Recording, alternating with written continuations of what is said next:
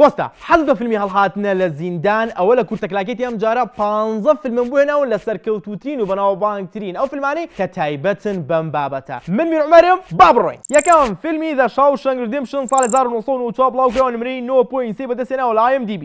دووەم فیلمی The Great Escape ساڵی 1960 بڵاوکراوە توانێ نمرەی 8.2 بەدەستهێناوە لە IMDb. سێم فیلمی ئەمان اسکیپ ساڵی 1956 بڵاوکراوە نمرەی 8.2 بەدەستهێناوە. چوارەم فیلمی Cool Hand Luke ساڵی 1967 بڵاوکراوە نمرەی 8.1 بەدەستهێناوە. پێنجەم فیلمی Escape from Alcatraz ساڵی 1979 بڵاوکراوە نمرەی 7.6 بەدەستهێناوە.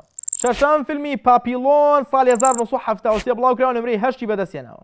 حوتەم فیلمی ریسکیو دان ساڵی 2006 بڵاوکراوە نمرەی 7.3 بەدەستهێناوە. هەشتم فیلمی داون بای لۆ ساڵی 1986 بڵاوکراوە نمرەی 7.7 بەدەستهێناوە.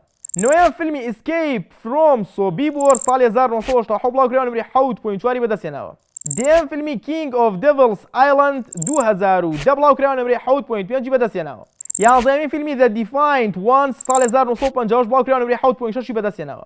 دوازدەمین فیلمی پاپیلۆن نوێترین ڤێرژن 2007 بڵاوکراوە نمرەی 7.2 بەدەستهێناوە. سیانزەمین فیلمی The Escapist ساڵی 2008 بڵاوکراوە نمرەی 6.7 بەدەستهێناوە. چواردەمین فیلمی Escape from Pretoria 2020 بڵاوکراوە نمرەی 6.8 بەدەستهێناوە. پانزدەمین و کۆتایی فیلمی Escape Plan ساڵی 2013 بڵاوکراوە نمرەی 6.7 بەدەستهێناوە. پێمان بڵێ چۆن لە فیلماتان بینیوە و کامە لای ئێوە باشترینە، بەڵام لە یاد نەکەن لایکیان بڕگێ بکەن و لە هاوڕەکانیشتان شێریکەن و لایک و فۆڵۆی هەژماریش لە یاد نەکەن. من میر عومەرم لە کورتەکلاکێتەوە. سەلام عەلیکوم.